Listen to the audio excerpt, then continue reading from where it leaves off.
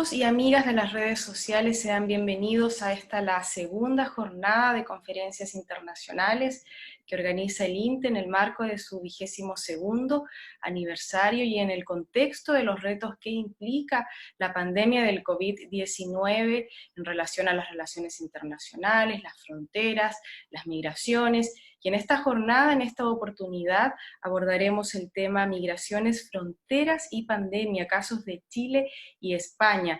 Y en esta oportunidad nos acompaña la doctora Sonia Parella del Departamento de Sociología de la Universidad Autónoma de Barcelona y coordinadora del GENDIME Gen Migraciones. Doctora Sonia, bienvenida a esta segunda jornada de conferencias. Muchas gracias. También nos acompaña la directora del Instituto de Estudios Internacionales, la doctora Marcela Tapia. Doctora Marcela, ¿cómo está? Hola, sí, ahora sí, muchas gracias. Y por último, Angélica Barra, ella es socióloga y magíster de el departamento, ¿cierto?, de la dirección, bien digo, del Instituto de Estudios Internacionales, quien va a moderar esta jornada. ¿Cómo está, Angélica? Hola Sol, un gusto saludarte, un saludo a todas, un gusto estar acá con ustedes. Perfecto, vamos a iniciar entonces esta jornada, vamos a dejar al mando del ciclo a Angélica Barra para que empiece con la moderación. Hola, les repito los buen día. Estamos listos para comenzar entonces. Les recuerdo que tenemos entre 15 y 20 minutos para cada expositora. Luego vamos a pasar a la sección de preguntas para pasar un pequeño debate. Comenzamos con la doctora Sonia Parella, entonces. Muchísimas gracias por la invitación y por permitirme compartir este espacio de discusión, de reflexión. Voy a ver si puedo compartir mi PowerPoint. A ver. Sí, ya lo estamos viendo. ¿Se comparte bien? Ah, Sí, perfecto. perfecto. Pues muchísimas gracias por permitirme compartir este espacio de reflexión y discusión con el INTE y con este equipo de amigas investigadoras con las que nos conocemos desde hace ya mucho tiempo, y un espacio además que por la temática vinculado al tema de pandemia no nos permitirá tanto presentar datos concretos de investigaciones precisas, sino compartir con el público a través de las preguntas y el diálogo elementos para la reflexión que nos supone pues, la realidad que estamos viviendo en todas partes del mundo y en este caso desde una mirada a través de las migraciones y las fronteras.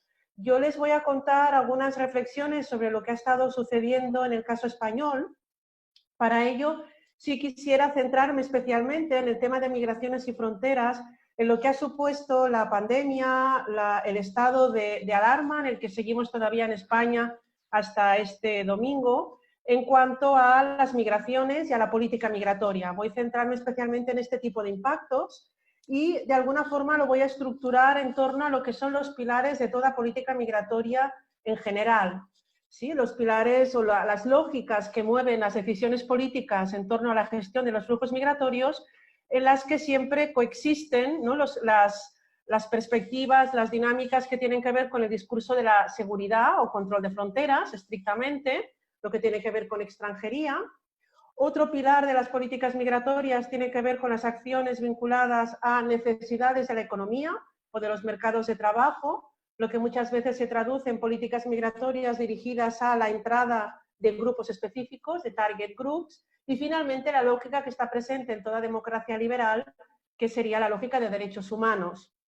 En el caso de la pandemia o de la situación que estamos viviendo en este momento, de alguna forma estas lógicas que están ahí, asistimos a un reajuste distinto, ¿no? de cuál es su peso, su influencia.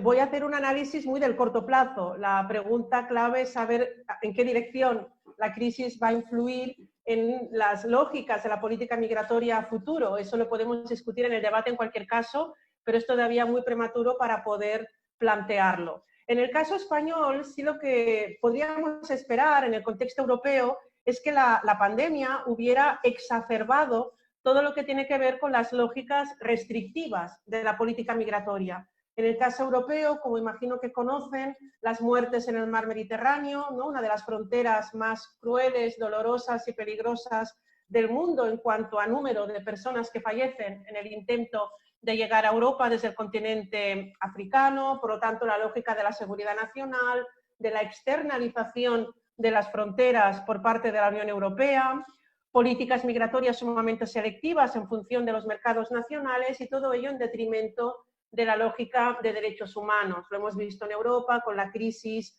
en el caso de Siria, las muertes en el Mediterráneo, etc. Lo planteo entre signos de interrogación, porque es prematuro saber si eso va a suponer una exacerbación de este tipo de lógicas restrictivas o podemos tener la esperanza de que eso pueda suponer algún tipo de cambio. Yo voy a mostrarles simplemente lo que ha acontecido a nivel de España en estos meses de estado de alarma y a partir de ahí podemos en el debate vaticinar hacia dónde puede evolucionar este tipo de medidas.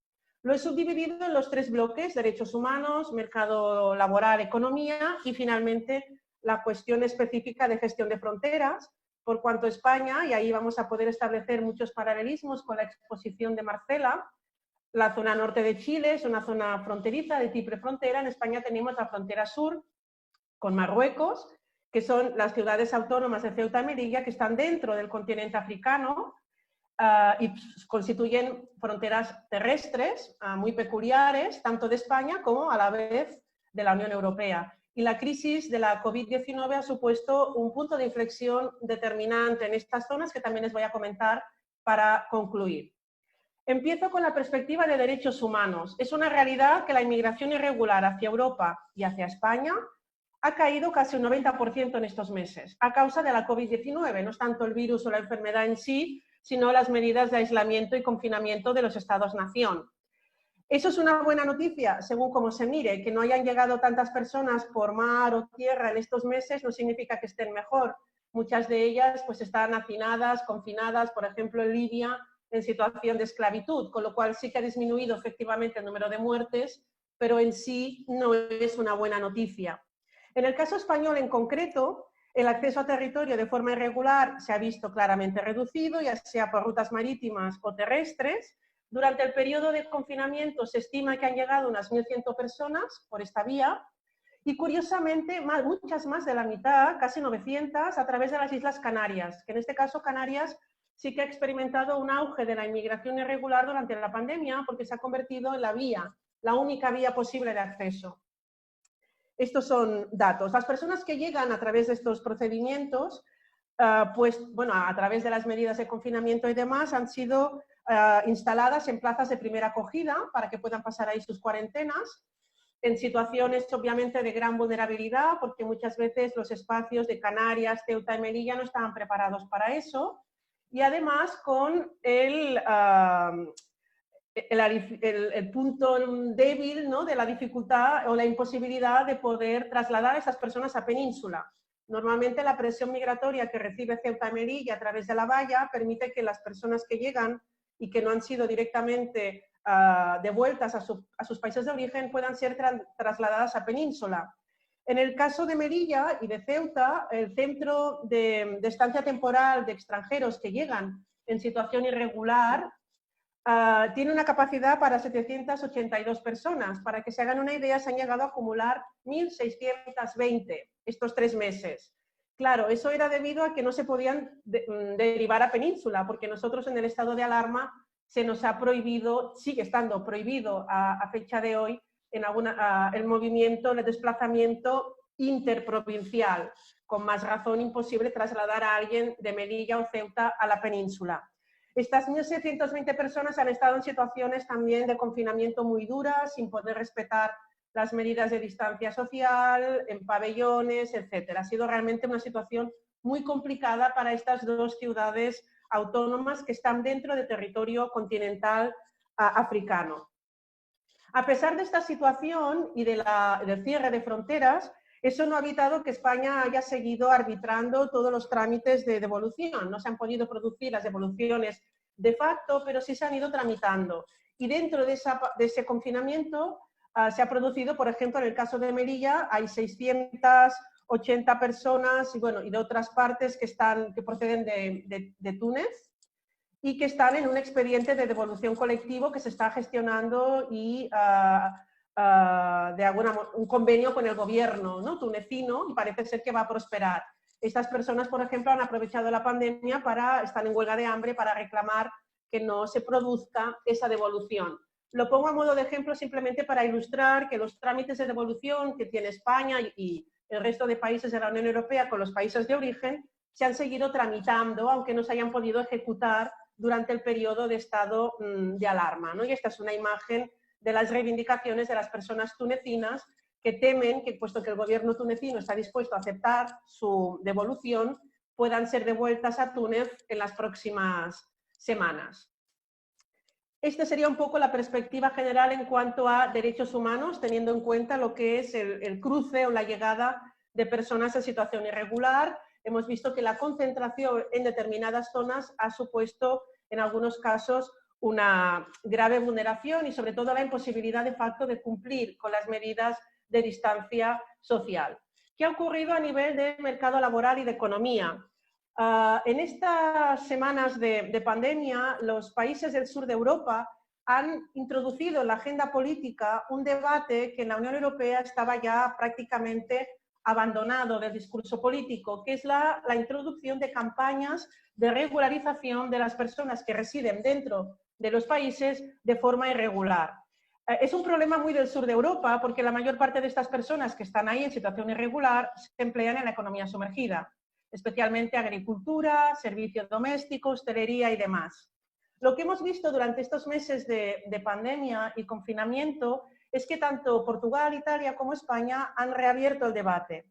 Portugal, por ejemplo, llevó a cabo una concesión express de permisos de residencia y trabajo para todos los migrantes que en el momento de iniciarse el estado de alarma tuvieran una solicitud en curso. El argumento dado por el gobierno portugués para legitimar esta medida es que estas personas, el hecho de regularizarlas, les da acceso al sistema sanitario, que no tenían no estándolo. Y en una situación de crisis de salud pública tiene sentido de alguna forma transmitir el mensaje de que es positivo para todos que todas las personas que están dentro del territorio tengan acceso a la salud. Ese ha sido el caso de Portugal. Italia ha ido un poco más allá. Italia, de hecho, ha planteado un discurso un poco más utilitarista, ¿no? Lo ha planteado en términos de derechos humanos, de salud pública, pero también en clave económica. Aquí tenemos una imagen de la ministra de Agricultura, Teresa Bellanova, que es una antigua sindicalista muy conocida en el país y que se emocionó cuando pudo promulgar la regularización en el caso de Italia, ¿no? Las declaraciones suyas fueron: desde hoy los invisibles serán menos invisibles, quienes fueron brutalmente explotados podrán acceder a un permiso de residencia. No es una regularización masiva ni mucho menos. Se ha restringido exclusivamente a trabajadores jornaleros de la agricultura y a trabajadoras mayormente del sector de cuidados y de servicio doméstico. Se les concede un permiso de 6 meses de residencia y trabajo prorrogable. El argumento que se ha dado para justificar esta medida, además de la salud pública, es paliar la falta de mano de obra en estos sectores, sector agrícola de jornaleros por el cierre de fronteras en países como Italia necesitaba mano de obra, y por otra parte aprovechar el efecto pandemia para hacer aflorar la economía sumergida, que es uno de los problemas que tienen los países del sur. Fijaros que es un debate que, claro, se podría haber hecho antes también, porque es el mismo argumento, pero en el contexto pandemia este tipo de argumentos han adquirido peso y hace medio año nadie habría propuesto una medida de este tipo. ¿Qué ha pasado en España? En España ha habido el mismo tipo de demanda por parte de partidos políticos de izquierda y sobre todo de entidades del tercer sector. Sin embargo, en España no parece que eso vaya a producirse. El ministro de Seguridad Social, Inclusión y Migraciones del gobierno del PSOE, en coalición con Podemos, José Luis Escrivá, ha dicho que esto en España no era posible y ha dado algunos argumentos discutibles, pero al fin y al cabo argumentos de política migratoria. En primer lugar, ha aludido al Pacto Europeo sobre Migración y Asilo de 2008, que ya fue muy explícito en cuanto a la necesidad de evitar campañas de regularización. En ese caso, el pacto en 2008 se refería sobre todo a los países del sur de Europa, que utilizaban ese instrumento con cierta asiduidad. Es cierto que el pacto no lo prohíbe, pero sí lo desaconseja. Pero bueno, el ministro lo ha usado como argumento. Otro argumento que ha usado es el hecho de que en España no se han producido escaseces de mano de obra para determinados sectores, aunque es discutible porque en algunas provincias de Andalucía, del sur de España, intensivas en el trabajo agrícola, como Huelva o Almería, sí que ha habido algún tipo de desajuste a consecuencia de la pandemia, pero en cualquier caso el ministro ha mencionado el hecho de que aquí no nos ha pasado lo mismo que en Italia, no hay que regularizar. Y otro argumento que también ha esgrimido es, bueno, Portugal e Italia lo han hecho como tema de salud pública, pero en el caso de España, como todo residente, irregular o no, tiene acceso a los servicios básicos de salud, no necesitamos este tipo de medidas. El caso es que de momento no se ha llevado a cabo. De fondo está un poco ese argumento también, miedo, no solo miedo a la Unión Europea, que dice que lo desaconseja, sino miedo a la extrema derecha. Este mapa nos muestra países con una presencia de la ultraderecha, países sin. Si este mapa lo hubiéramos mostrado hace un par de años, España estaría de color morado claro, pero ahora ya no es así. El partido de ultraderecha Vox ha entrado con mucha fuerza en el Parlamento, en el Congreso de Diputados, en muchas comunidades autónomas, y ahora determinados discursos pues se miden mucho más de lo que habría ocurrido en otro momento, con lo cual está el miedo a Europa, pero también qué duda cabe que los avances de la extrema derecha también han influido en esa situación. Una medida que sí se ha llevado a cabo, de hecho la única a nivel estatal, y que ha tenido un resultado positivo y que de hecho ya se había reivindicado en anteriores ocasiones, es el caso de los menores que llegan a España, menores de edad solos, que les llamamos menores tutelados porque son tutelados por las administraciones autonómicas, y que una vez cumplen, claro, tienen residencia legal mientras son menores de edad por el tema de la protección a la infancia, pero que en cuanto cumplen 18 años quedan totalmente desprotegidos y muchos de ellos acaban en situación de irregularidad. ¿Qué pasa con estos jóvenes? Evidentemente la mayor parte son de origen marroquí, no vuelven a su país de origen, no es su objetivo, y están ahí, ¿no?, sin posibilidad de trabajar, muchos sin posibilidad de acceder a vivienda, etc. El gobierno español lo que se ha hecho es ofrecer una autorización de residencia y trabajo puntual para solo jóvenes de entre 18 y 21 años, es decir, ahora mayores de edad, que hubieran llegado a España siendo menores, por lo tanto, que han pasado un periodo de jóvenes tutelados por las autoridades y que les han permitido ofrecerles este permiso siempre y cuando se incorporen a las labores agrícolas, al sector primario. Es una medida que sobre todo ha tenido mucho éxito en Huelva, Almería, como les comentaba, por la temporada de recolección agrícola, pero bueno, en otras latitudes, por ejemplo en Cataluña, pues también ha habido jóvenes que han optado por esa medida. Es la única situación que podríamos llamar de regularización que se ha producido. Y ya para concluir e introducir el último bloque, que es el bloque estrictamente de frontera, con lo cual que tiene que ver más con ese discurso de seguridad, les quisiera comentar un poco la situación que se ha producido a raíz de la crisis en la frontera sur España-Marruecos, en concreto en las ciudades de Ceuta y Melilla. De hecho, esta imagen que aquí están viendo es una imagen muy poco habitual. Marcela conoce bien la zona porque ha estado ahí, la frontera que separa Melilla de Nador en Marruecos, y es una frontera sumamente transitada. Seguro que vamos a poder establecer paralelismos con la triple frontera del norte de Chile. Y en este caso vemos que está así desde el mismo 13 de marzo, que es cuando el gobierno marroquí, de forma unilateral y sin previo aviso, a las 6 de la mañana decidió cerrar todo acceso a Marruecos por tierra, mar y aire. Y la frontera sigue estando así a fecha de hoy. Eso supuso, el hecho de que no hubiera previo aviso, supuso que más o menos unas 1.200 personas quedaron atrapadas en Ceuta y Melilla. Digo atrapadas porque eran personas que no residen ahí, que estaban o bien comprando o bien realizando trabajos, por ejemplo, mujeres que se ocupan del servicio doméstico y no pudieron regresar a sus domicilios. Siguen estando ahí. El gobierno marroquí estableció una especie de pasillo humanitario para que estas personas pudieran volver a sus hogares, sobre todo cuando se inició el Ramadán a mediados de abril, pero han sido muy pocas las que han logrado entrar y el resto siguen en Ceuta y Melilla viviendo en casa de amigos, alojadas en pabellones, en ONGs, porque en realidad no tienen domicilio. Esta es una parte del problema. La otra parte han sido mujeres temporeras que estaban en península, en este caso en Andalucía, en Huelva, que desde diciembre estaban dedicándose a la recogida como temporeras de la fresa. Sus contratos han finalizado porque la temporada de recogida terminó y no pueden volver a sus casas.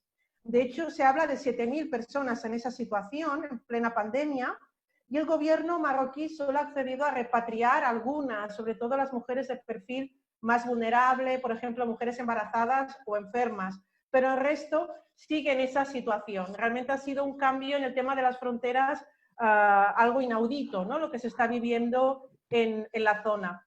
La previsión es que el gobierno marroquí no abra estas dos fronteras hasta otoño, que en el caso español estamos hablando de septiembre-octubre, todavía no hay fecha, pero realmente supone un cierre de fronteras muy prolongado, que responde a una estrategia del gobierno marroquí, que ahora les comentaré para finalizar, y que una vez más pone de manifiesto que la pandemia ha servido, ¿no?, como excusa, como paraguas, para poder llevarla a cabo.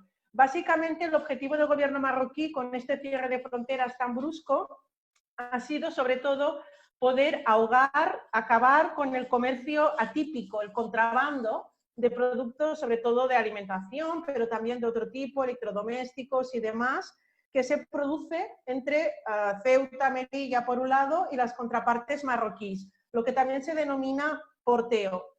Este tipo de empleo de economía informal ocupa a 60.000 personas aproximadamente en Marruecos, y el objetivo del gobierno marroquí es que Ceuta y Melilla dejen de ser ciudades de comercio y solo se puedan centrar en turismo. Y a la vez intentan estimular a que esas 60.000 personas que se concentraban en la frontera norte marroquí para dedicarse al contrabando regresen a sus lugares de origen, que son mayormente de otras partes del país. Esa es parte de la estrategia que ya había iniciado el gobierno marroquí en el año 2018, cuando cerró la aduana comercial de Melilla, la aduana formal. Aquí estamos hablando de una estrategia clara de evitar la economía informal, el contrabando, el porteo. Eso está provocando una gran dislocación económica, tanto para las familias marroquíes, pero especialmente para los que se dedicaban a importar, ¿no?, alimentos, productos a Ceuta y Melilla para venderlos, porque Ceuta y Melilla no forman parte de la Unión Aduanera Europea y son zonas francas, ¿no? De ahí que los productos llegaran a estas ciudades a un precio más bajo. Y por último, ¿qué está pasando con el gran enigma ahora, en este momento en España, Europa, que es la Operación Paso del Estrecho? La Operación Paso del Estrecho se produce todos los años entre 15 de junio y 15 de septiembre. Son todas las familias marroquíes que viven por Europa, Bélgica, Francia, Holanda, Alemania, etcétera, que pasan sus vacaciones de verano en Marruecos y van en coche para poder transportar productos y cruzan Europa y finalmente todos pasan por España. Estas son las rutas. Y cuando llegan aquí a la costa española, cogen un ferry, un barco y se trasladan al norte de Marruecos y de ahí a sus domicilios, a sus segundas residencias o casas de sus familias. ¿Qué pasa este año? Pues que la operación OPE no ha empezado. Pensad que es la operación que tiene mayor movimiento entre dos continentes en todo el mundo. Cruzan cada año 3 millones de personas. Estamos hablando de casi 800.000 vehículos que cruzan España de norte a sur. Requiere una operación logística que obviamente, como pueden imaginar, es incompatible con el estado de alarma y la pandemia. ¿Qué está pasando ahora? España y la Unión Europea abre sus fronteras internas del espacio Schengen el próximo lunes, pero Marruecos no ha dado ninguna señal. Su proyecto, el que ha anunciado, es que no va a empezar la operación OPE hasta el 15 de julio. Las personas no van a poder ir a Marruecos. Y en cualquier caso, la preparación de la Operación Estrecho, lo que ha hecho Marruecos es impedir que puedan llegar barcos a Ceuta y Melilla. Solo va a permitir Operación Paso del Estrecho a través de puertos marroquíes, básicamente Nador y Tánger. Con lo cual Ceuta y Melilla forma parte una vez más de esta estrategia de ahogar la economía de las ciudades autónomas. Marruecos solo va a permitir que lleguen barcos directamente desde Almería, Motril o Algeciras, directamente a puertos marroquíes. Esta es un poco la previsión, ¿no?, de que puedan de alguna forma aprovechar esta pandemia para estimular tanto las aduanas portuarias propias, que sería Tánger y Nador, como toda esta cuestión ahora vinculada a la operación Paso del Estrecho. Este es un tema que ahora en España no está teniendo la importancia que podría tener, porque la situación de estado de alarma y todo lo que ha provocado, los estragos que ha provocado la pandemia en términos de número de muertes y de cómo controlarla está ahí, pero este tema de la frontera sur sin duda se va a retomar pronto, porque esto va a tener unas implicaciones económicas muy directas sobre estas dos ciudades autónomas.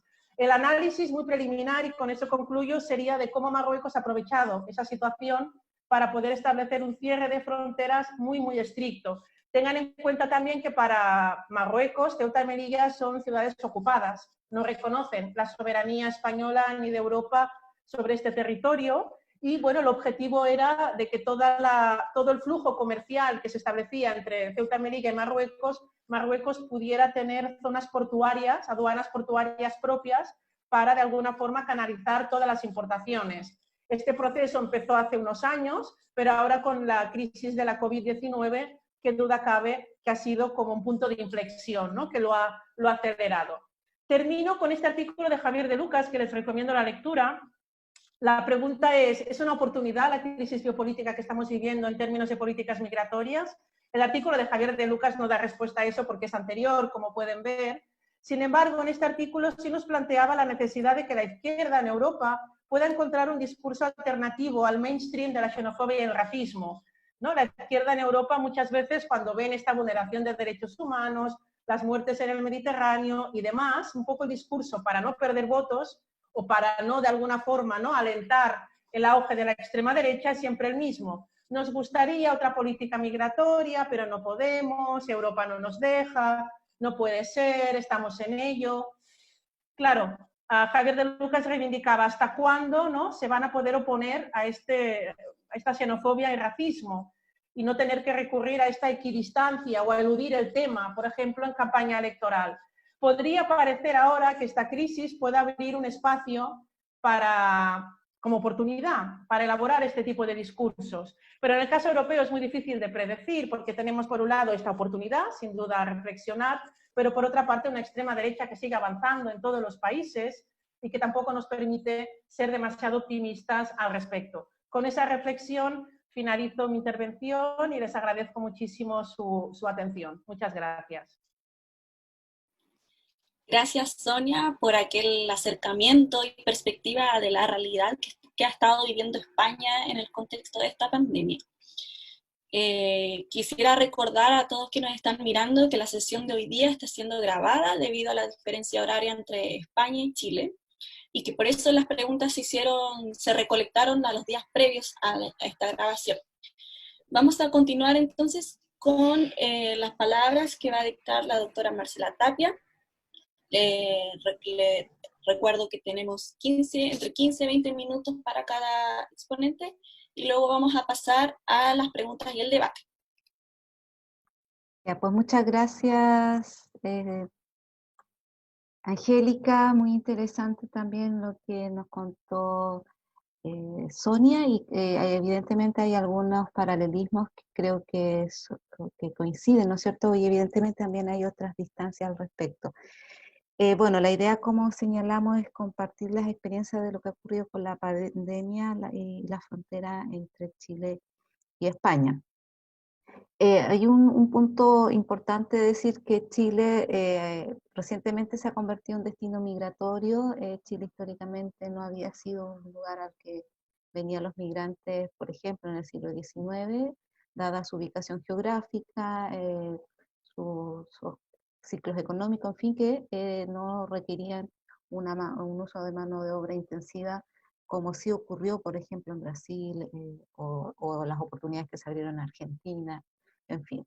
Entonces, solo recientemente, en los años 90, se comienza a configurar como este destino para Sudamérica y también para los países fronterizos.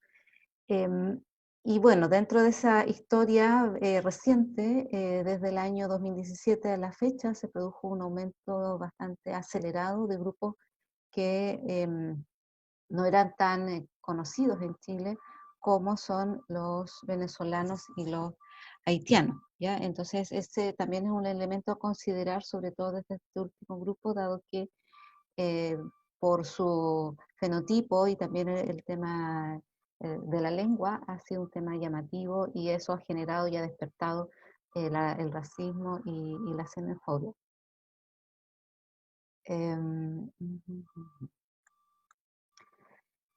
Desde el año 2019, en el último dato, se estima que aproximadamente 1,5 millones de extranjeros residen en Chile, lo que corresponde a casi un 8% de la población del país, lo que es también bastante inusual.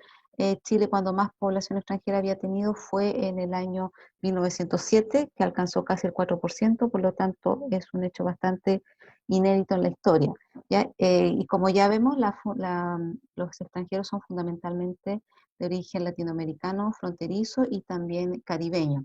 Esto también en un contexto de las dificultades que ha supuesto el ingreso, por ejemplo, a Estados Unidos, la crisis en Europa, que ha desincentivado los flujos hacia esos destinos. Y bueno, lo que registramos hoy y que también señaló Sonia, pasamos paradójicamente, ¿no es cierto?, de la movilidad migratoria fundamentalmente y sobre todo la movilidad fronteriza, en el caso norte de Chile, a la inmovilidad en muy poco tiempo. Entre marzo y abril es cuando se registra una baja de los ingresos a Chile de un 99%. Entonces son temas bastante llamativos. Bueno, aquí han venido los extranjeros a Chile, fundamentalmente atraídos por una percepción exitosa del país que se ha manifestado sobre todo en informes económicos. Las redes migratorias más antiguas también han difundido esta imagen de Chile como un país exitoso en un contexto también de América Latina, donde hemos tenido situaciones como el caso de Venezuela, ¿no es cierto?, de una larga crisis, de temas serios en temas de derechos humanos, ¿no es cierto?, y crisis política. Eh, y bueno, y otros países que ya tenían una trayectoria importante en temas migratorios como Colombia, ¿ya?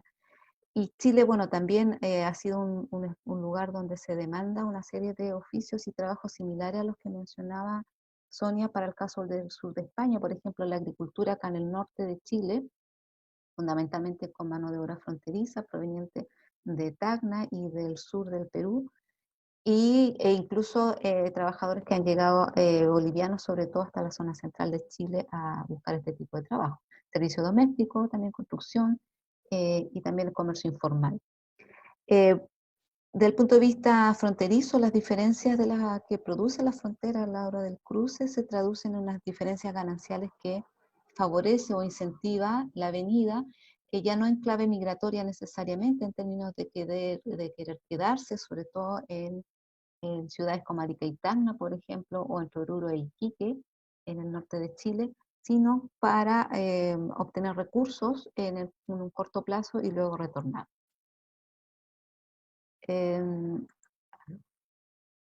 Bueno, el norte de Chile, y ahora nos venimos para hablar de lo que está ocurriendo acá, hay que mencionar que las regiones del norte son de reciente incorporación al territorio nacional, fruto de la guerra del Pacífico del siglo XIX, lo que hizo que estas regiones recientemente, o sea, desde ya el año 1929, sean parte del territorio chileno en el caso de Chile-Perú. Sin embargo, claramente han quedado una serie de temas pendientes que de cuando en cuando han avivado el nacionalismo en el norte y con ello también la xenofobia y otros temas de alterización, sobre todo del otro en Chile. De todas formas, lo interesante es que las 3 regiones del norte de Chile son las que tienen mayor proporción de extranjeros, especialmente de origen fronterizo, y según los últimos datos, lo que evidenciamos es un aumento de la población boliviana, en lo que un colega del instituto habla de la bolivianización, ¿no es cierto?, de la migración en el norte. Y bueno, otro elemento es esta alta interacción, por un lado, por el tema laboral que ya les mencionaba, temporal, pero también por los incentivos que produce la existencia de la zona franca en Iquique, que atrae sobre todo a comerciantes que cruzan por el paso fronterizo de Colchane y que vienen a comprar a la zona franca y regresan en un corto tiempo. Bueno, ¿qué ha pasado con la pandemia y con los migrantes en general en Chile? Según un informe de CEPAL, donde rápidamente trabajaron en el dimensionamiento, ¿no es cierto?, del impacto. Quienes más han sufrido la pandemia han sido fundamentalmente trabajadores informales, especialmente mujeres, que esto también es bien importante, y dentro de ellos los migrantes, y en especial aquellos que llegaron en el último tiempo, es decir, en la medida que los extranjeros, se configuraron en migrantes y se establecieron, obtuvieron papeles, por ejemplo, han tenido eh, menos problemas que aquellos que llegaron en el último tiempo. No quiere decir que estén mejor en ningún caso, dado que la cesantía ha afectado a todos los grupos. Sin embargo, estos últimos en llegar han sido quienes más ha afectado, dado que quedaron rápidamente sin trabajo y sin redes de apoyo, y son los que hemos visto, ¿no es cierto?, las afueras de los consulados en Santiago, en Iquique y en Arica. Esa gente, como ya les mencionaba, no disponían, como dice el informe, de ahorro suficiente, y a su vez ha dificultado el envío de remesas a sus países. ¿Qué hemos visto en términos de fronteras? Un fenómeno que yo diría que es de doble periferia. Por un lado, lo que hemos visto en América Latina y también de manera similar a lo que ocurría entre España y Marruecos, es que las fronteras de Chile, ¿no es cierto?, se cerró el 18 de marzo, lo mismo hizo Perú el 16 de marzo y Bolivia el 22, casi todos también con medidas de emergencia. Y en el caso de Bolivia, por ejemplo, y también Perú, con establecimientos de medidas sanitarias que han dificultado el retorno de sus nacionales, ¿ya? Y eso es lo que se ha manifestado, lo que hemos visto, ¿no es cierto?, los varados en distintos puntos de la capital de Santiago y en el norte de Chile. Esto ha despertado esta idea, ¿no es cierto?, que siempre ha estado en el imaginario nortino, de esta doble periferia, o una frontera interna en el caso del norte de Chile, porque se han tomado una serie de medidas que no han tenido en cuenta la situación del extremo norte, como el envío, por ejemplo, de los bolivianos, un grupo de bolivianos que fue trasladado sin previo aviso a Iquique. De hecho, nuestro alcalde se enteró por Twitter de esta situación, donde no se tomó en cuenta ninguna medida ni protocolo sanitario respecto de este grupo, y esto avivó, ¿no es cierto?, este sentimiento regionalista respecto de las decisiones que se toman desde el centro, y resurge esta idea, como les decía, de doble frontera o de doble periferia. Que ha dejado a la vista, ¿no es cierto?, hoy día la pandemia, es que las fronteras son una forma, ¿no es cierto?, de ver y de evidenciar las desigualdades que ya conocíamos, pero que claramente hoy se han profundizado. El cierre de fronteras por motivos sanitarios manifiesta varios aspectos, no solamente el cierre aludiendo, ¿no es cierto?, a este motivo sanitario que se ha levantado en distintas partes, en Perú, en Bolivia, en Argentina también, por supuesto, sino también lo que también hemos visto es este abandono de los connacionales, eh, que a los que no se le ha dado una respuesta rápida, además ellos en una estrategia de resistir, ¿no es cierto?, a unas condiciones de vida de estancia frente a sus consulados, en el caso de Santiago, ¿no es cierto?, de Venezuela, de Bolivia, de Perú también, eh, para llamar la atención de lo que está ocurriendo, porque saben también que si se van de esos sitios, lo más probable es que no obtengan soluciones, ¿ya? Entonces, ha habido también una situación bien compleja en términos de resolver, en términos de dignidad, primero en esta situación de varamiento en la que se encuentran, pero por otro ellos también son conscientes que si no mantienen esa estrategia probablemente no van a conseguir el retorno. Como ya les mencionaba, muchos de ellos son personas que llegaron hasta la zona central de Chile para trabajar, son personas que eventualmente son migrantes, pero que también son lo que nosotros hemos podido detectar, sujetos móviles, muchos de ellos fronterizos, que tienen una serie de prácticas sociales que son laborales fundamentales y también comerciales, como ya les mencionaba, y que vienen en muchos casos por temporadas a trabajar y que los pilló la pandemia, en este caso muy similar a lo que nos contaba Sonia para el caso de las recolectoras de fresa en el sur de España. También lo que vemos es un proceso de refronterización de los límites internacionales, especialmente en una clave de vigilancia sanitaria. La idea como que se reaviva o se saca del closet, ¿no es cierto?, de la bibliografía antigua, esta idea de la frontera como membrana protectora, ¿no es cierto?, que a su vez se alimenta de argumentos nacionalistas para arguir, ¿no es cierto?, los argumentos de cuidado y de vigilancia sanitaria. También asistimos a lo que ya les mencionaba, al resurgimiento de las fronteras subnacionales. Iquique de alguna manera se ha convertido, no es que se ha convertido, sino que ha resurgido la idea, ¿no es cierto?, de una frontera interna. Iquique es la ciudad más cercana al paso fronterizo de Colchane, alrededor de 2 horas más o menos se estima entre Iquique y Colchane en el viaje, 2 horas y media, y en un punto intermedio hay un control que es Huara, donde también allí se hacen controles de identificación fundamentalmente, y esos controles también ahora, a esos controles se han sumado los controles sanitarios. En Arica ha ocurrido de manera bastante similar, y también han tenido la dificultad de una serie de trabajadores que se quedaron también varados a este lado de la frontera.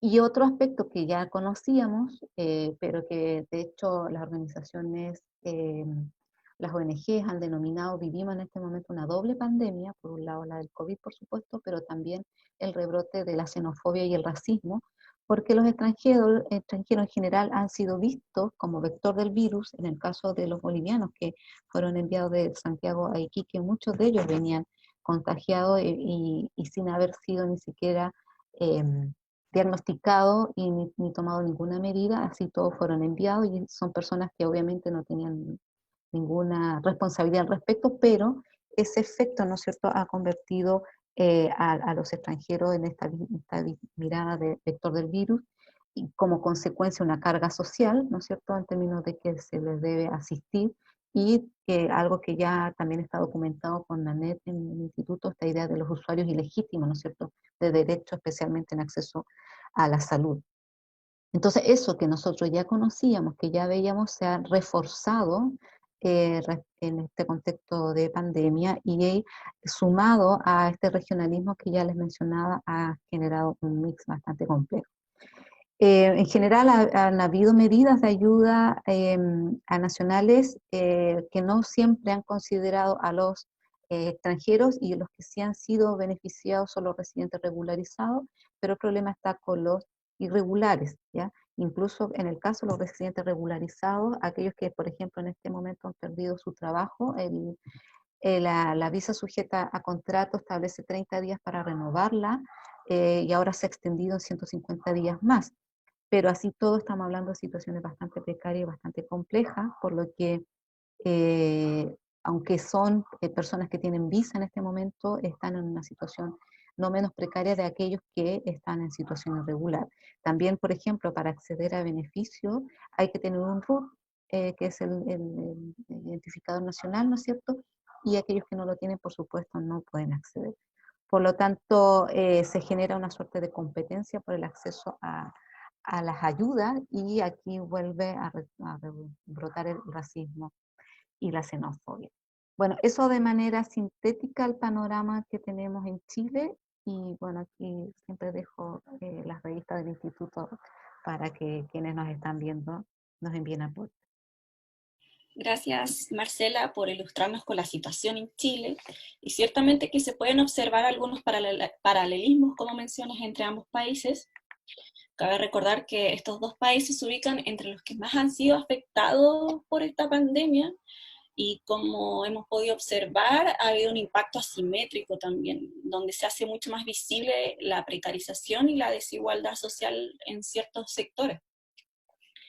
Vamos a pasar ahora a la sección de preguntas entonces. Algunas ya fueron respondidas en las exposiciones, así que no va a ser necesario nombrarlas. La primera pregunta, que la pueden responder ambas, bajo sus criterios, en este contexto de pandemia, ¿los procesos migratorios se estancarían, bajarían sus indicadores o se mantendrían? ¿Cómo se ve el panorama? Les dejo la palabra. Sonia, ¿quieres partir?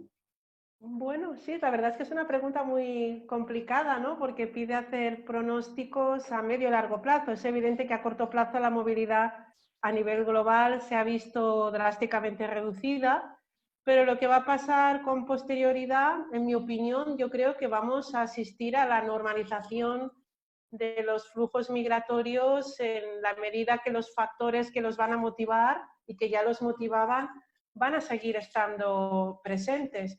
Otro tema es cómo se van a gestionar, en qué medida las políticas migratorias van a exacerbar o no determinados componentes vinculados a la seguridad, al control.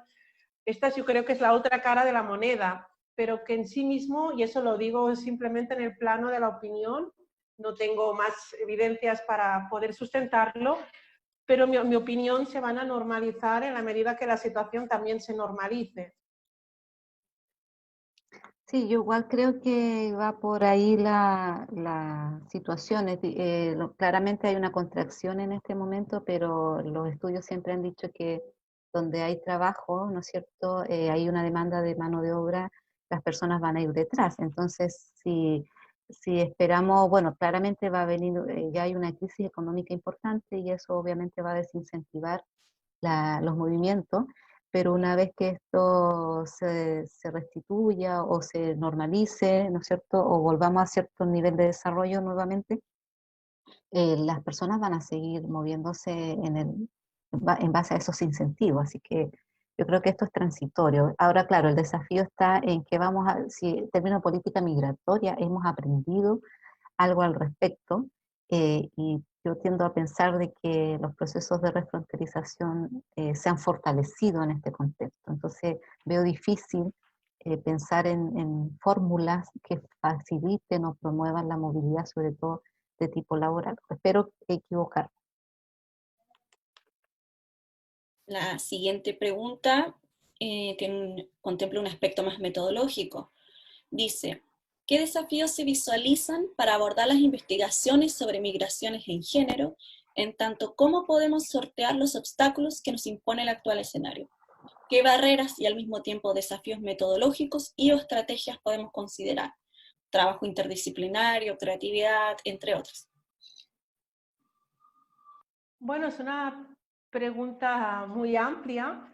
Cuando la persona que ha formulado la pregunta se refiere a obstáculos, no sé si se refiere a este momento coyuntural o en general. En cualquier caso, sí que la pandemia, como cualquier fenómeno social, pone en evidencia primero que el género está ahí siempre y que siempre ayuda a entender y a explicar las desigualdades. No podemos entender efectos ni impactos ni de la pandemia ni cualquier otro fenómeno social sin considerar el género, y los datos lo ponen de manifiesto. Cuando hemos hablado de estos sectores vulnerables, tanto para el caso chileno, cuando lo ha presentado Marcela, como en España, cuando hablábamos de las temporeras, eran mujeres.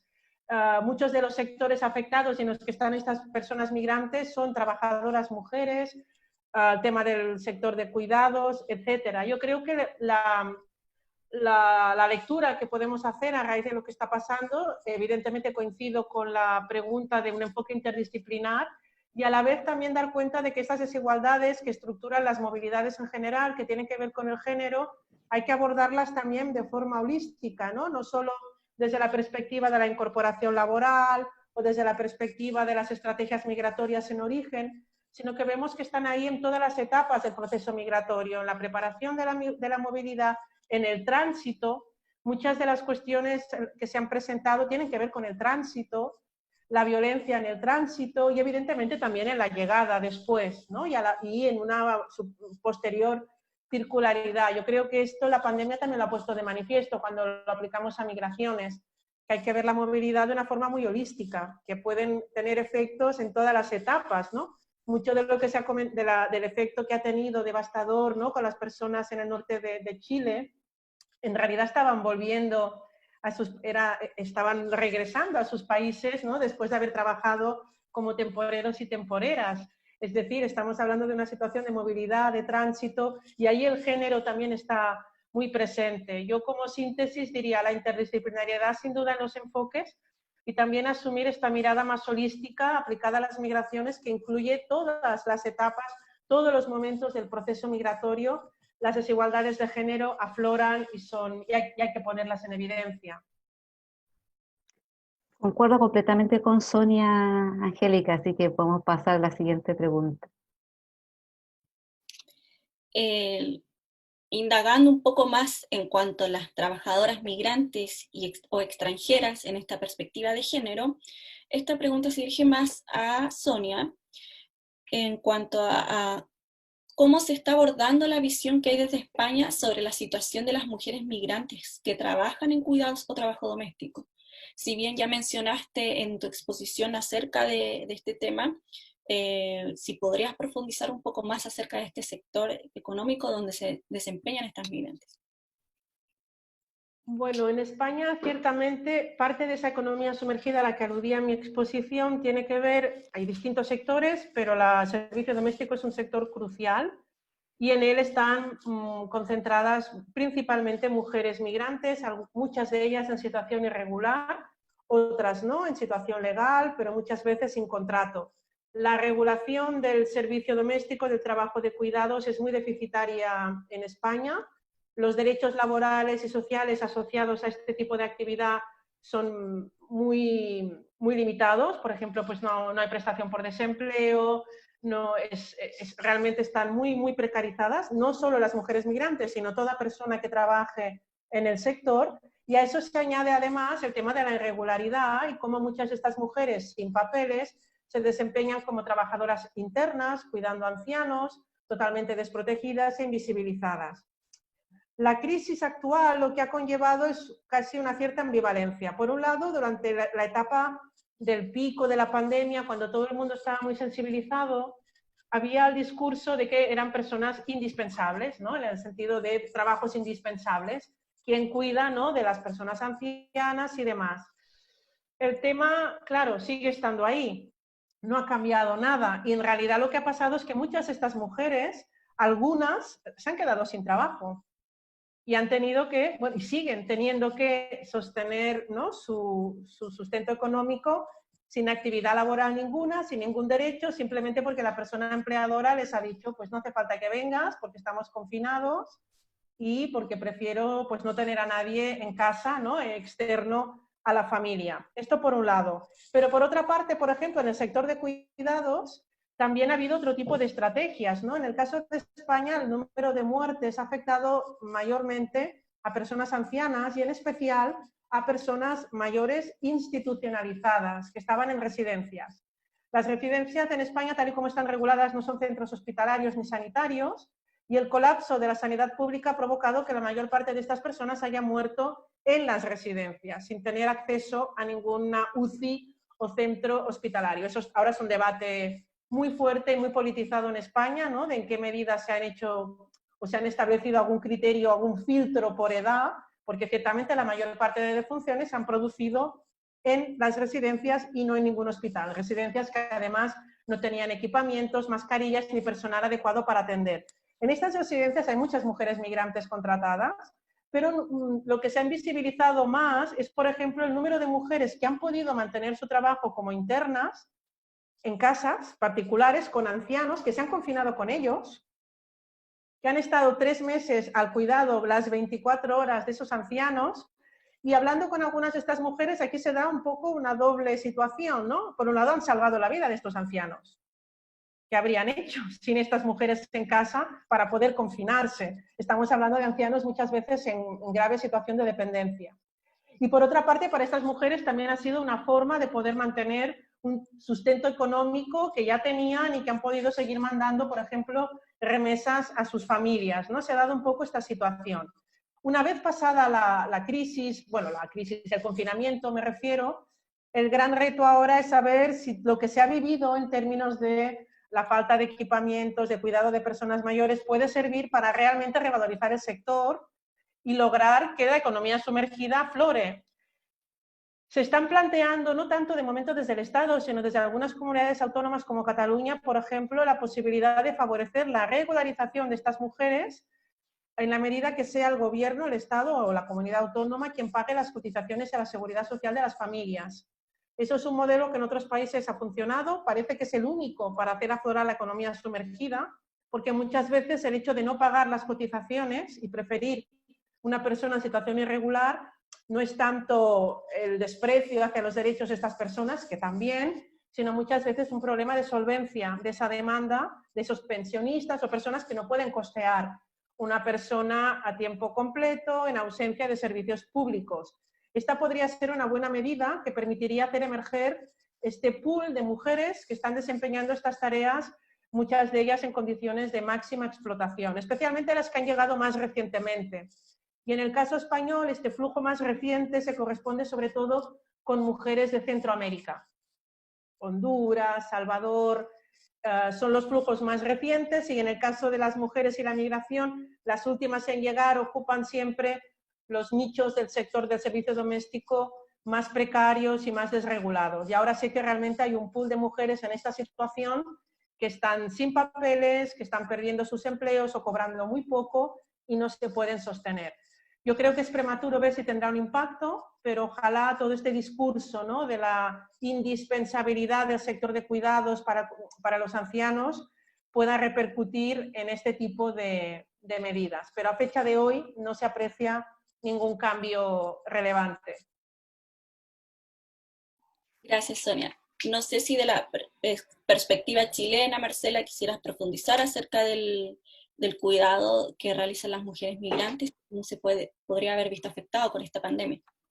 Bueno, yo creo que, bueno, tenemos cifras a la mano porque el tema es que se trata también de manera parecida a España de economía sumergida, pero claramente uno de los nichos laborales importantes ha sido el servicio doméstico, donde se han incorporado las mujeres extranjeras. Entonces, efectivamente es así. Hoy día habría que mirar los datos, pero yo igual tiendo a pensar de que muchas se han quedado sin trabajo en este periodo, sobre todo el servicio doméstico externo, ¿no? El interno en Chile yo diría que no es tan extensivo, y en el caso de los cuidados de adultos mayores, dado que los propios adultos mayores en Chile reciben pensiones muy bajas, en general ese cuidado ha quedado en manos de la familia, que eventualmente han contratado extranjeras, ¿ya? En Chile existe baja cobertura de cuidados en la tercera edad, a diferencia de España, y la familia sigue siendo la alternativa. Entonces, no ha ocurrido lo que menciona Sonia.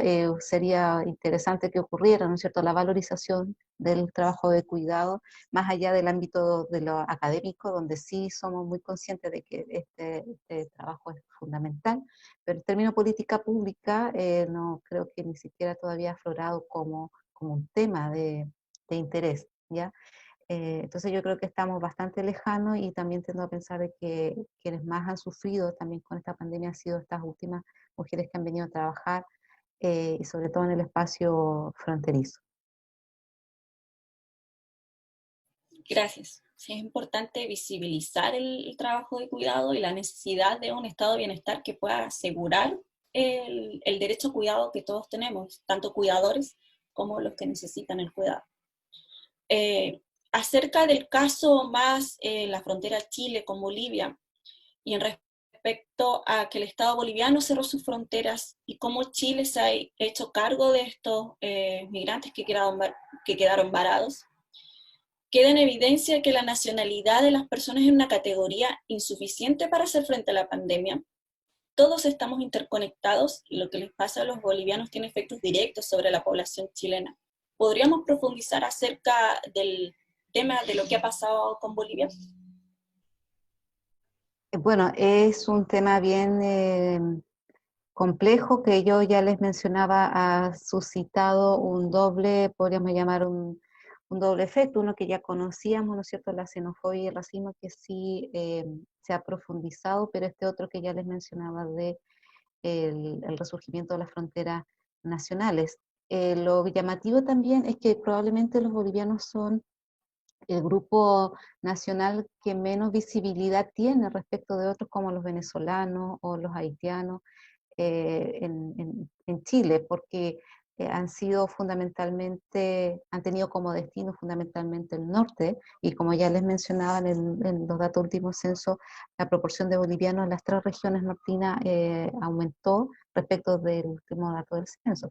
Desde el punto de vista regional, podríamos decir que la presencia de bolivianos en el norte para nosotros no supone ninguna novedad, es parte de nuestro entorno, es parte de la cotidianeidad, por ejemplo, en el caso de Iquique.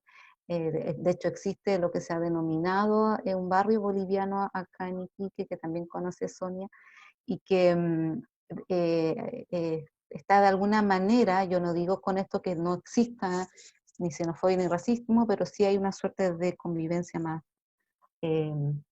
mayor profundidad histórica. Entonces, eso es llamativo en términos de que probablemente a nivel nacional los datos no eran tan importantes. De hecho, es el cuarto grupo a nivel nacional, que tampoco era relevante en el censo anterior. Y sí que la nacionalidad creo que tiene que ver porque siempre hay una valoración distinta de algunos grupos respecto de otros, y yo creo que respecto a los fronterizos siempre ha habido una menor valorización, ¿ya?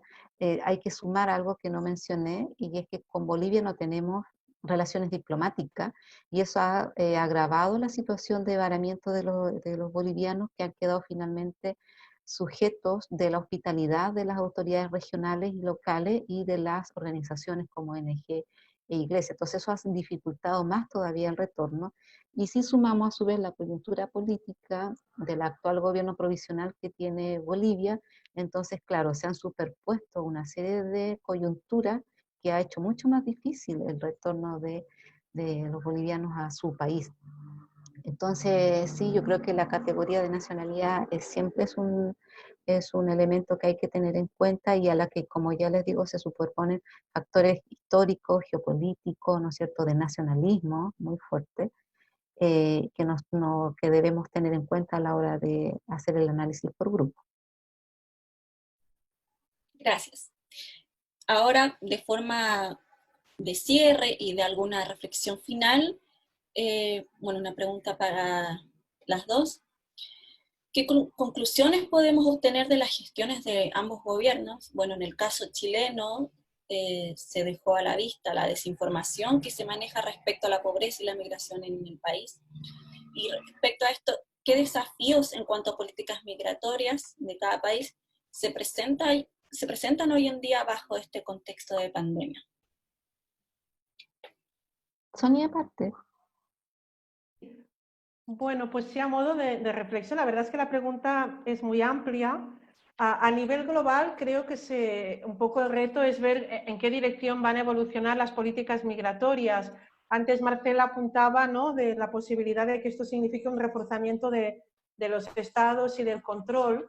Y de hecho, me recordaba un poco las tesis de algunos politólogos, sociólogos, que hablaban de que las fronteras en realidad eran simbólicas, que era incluso Wendy Brown, ¿no?, utilizaba la metáfora de la teatralización de las fronteras como elemento simbólico, poniendo el ejemplo paradigmático, ¿no?, del muro de Trump y ese tipo de discursos. Pero ahora la pandemia nos ha puesto delante, ¿no?, unos muros, unas fronteras muy, muy físicas, que a la vez de alguna forma suponen un reforzamiento del Estado-Nación. Cuando hablábamos de la frontera como símbolo, como discurso retórico, era un poco la idea de que como el Estado-Nación estaba perdiendo soberanía y papel, las fronteras era una forma simbólica de reforzar esa soberanía, y que se utilizaba el discurso antimigratorio como elemento de fuerza, ¿no? Pero ahora estamos ante una situación que es difícil vaticinar en qué dirección vamos a encaminar el papel del Estado, porque todas estas medidas, al final hablamos siempre de Estados-Nación, que han, por ejemplo, ¿no?, lo que ha hecho Marruecos como ejercicio claro y explícito de su soberanía, en un contexto de la COVID que sin la COVID probablemente no se habría producido. Eso por un lado. Y en el caso específico de España, en el contexto europeo, creo que el reto que se le plantea a España, ahora van a ser muchos. La política migratoria en sí no está en la agenda, porque ahora lo que se avecina, lo que ya tenemos encima, en realidad, es una crisis económica brutal, que se espera que tenga forma de lo que llaman aquí la V, no de L, sobre todo porque en España cualquier crisis, ya ocurrió en el 2008, tiene un efecto muy directo en la destrucción de empleo. Y ahora se teme que podamos alcanzar pues cifras de desempleo rozando el 24-25%, que para un país como España pues es muy difícil de gestionar. Este es un poco el gran problema. En clave de política migratoria, creo que si ahora no se recupera este hilo que he mencionado en mi exposición, de aprovechar un poco este discurso de derechos humanos, también de necesidades económicas, no solo de derechos humanos, para introducir de nuevo el tema de la regularización o de la flexibilización de las medidas de regulación que ya existen, no se va a perder la oportunidad, o ahora o nunca, porque ya cuando volvamos a una cierta normalidad, ese tema ya no va a estar en la agenda, y menos aún con una extrema derecha avanzando fuerte. Yo creo que este sería un poco el reto, aprovechar que ahora hay un clima favorable a este tipo de peticiones y de análisis para introducir algunos cambios que puedan permitir una mejora en las condiciones de vida de las personas migrantes que están dentro y que muchas de ellas son irregulares, y no solo por el hecho de entrar de forma irregular.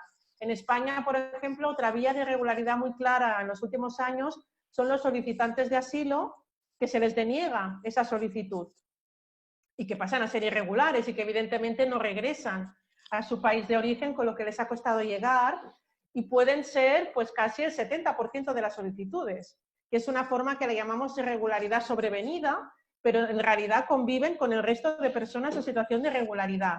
Por lo tanto, el reto creo que es aprovechar esa coyuntura que ha sido muy negativa a efectos con pérdidas de vidas y lo que va a suponer para la economía, pero visto desde para verle un poco un lado positivo, es aprovechar esta coyuntura para que debates que estaban absolutamente fuera de la agenda política en torno a los derechos de los migrantes se puedan introducir. Pero no soy demasiado optimista al respecto. Bueno, yo desde el punto de vista de Chile, ¿no es cierto?, los desafíos quizás son mucho mayores porque, a diferencia de España y de muchos países europeos, Chile no cuenta con un estado de bienestar robusto, ¿ya? Y eso ya nosotros ya traíamos desde octubre del año pasado una serie de evidencia, ¿no es cierto?, que estalló y que dio cuenta de estas desigualdades que afecta obviamente a los chilenos en su conjunto, a los residentes del país, y que el efecto de la pandemia ha venido a agudizar más todavía, o sea, ha quedado mucho más en evidencia que el acceso a la salud de los chilenos, por ejemplo, ya es limitado, ¿ya? Y eso genera a su vez una disputa por el acceso de quienes se consideran, ¿no es cierto?, desde este discurso racista y xenófobo, usuario ilegítimo. Entonces ya la previsión, bueno, yo prefiero ser optimista, pero si nos vamos por esta mirada más pesimista, corremos riesgo de nutrir, ¿no es cierto?, a grupos como en el caso de Europa, ¿no es cierto?, de inspiración de derecha, ¿no es cierto?, que puedan alimentarse a partir de este discurso donde lamentablemente la concertación en los gobiernos anteriores tampoco avanzó al respecto, por lo tanto quedó como una especie de tierra de nadie, donde nadie quiere asumir el costo, entre comillas, electoral que supone tener una política promigrante, por ejemplo. Entonces, yo quisiera pensar de que esta es una oportunidad, ya que muchos filósofos y sociólogos han hablado de nosotros, que la única manera de salir de esto es a través de la cooperación. Esperaría que predominara ese espíritu y también el de los derechos humanos, pero es difícil hacer el pronóstico. Creo que ambas tendencias van a competir y probablemente desde un punto de vista electoral transitemos hacia posturas como lo que está ocurriendo en Europa. Espero equivocarme, por supuesto, pero nuestro contexto nacional es un espacio propicio para ese tipo de situaciones, ya porque ya les decía, esta pandemia ha venido a agudizar y a dejar mucho más en claro los problemas que ya veníamos viviendo desde el año pasado, y que obviamente es el acumulado de un modelo de Estado subsidiario que ha dejado en evidencia estas inequidades. Eso por mi parte. Bueno, muchas gracias a ambas por responder, por sus charlas. Ciertamente que necesitamos mejorar en ambos países las políticas migratorias, en específico en cuanto a la regularización urgente, el acceso a los derechos y el acercar a las oportunidades a aquellos grupos que se han visto más vulnerados con esta pandemia. Ahora dejamos unas palabras de cierre con Sol. Muchas gracias, Angélica, muchas gracias, doctora Sonia, doctora Marcela. Gracias. Estamos dando término al cierre, ¿cierto?, de esta segunda jornada de conferencias internacionales, pero antes queremos dejar los invitados a que nos acompañen el próximo miércoles 24 de junio con la jornada denominada Ley de Migraciones en tiempos de COVID y Centralismo, ya porofobia, fronteras cerradas en el norte de Chile. Estarán presentes el doctor Pablo Mardones, el doctor Alonso Hinojosa y la doctora Carolina Estefoni. Así que agradecerles nuevamente a Angélica, Sonia y Marcela por haber sido parte de esta segunda jornada de conferencias internacionales. Muchas gracias. Gracias.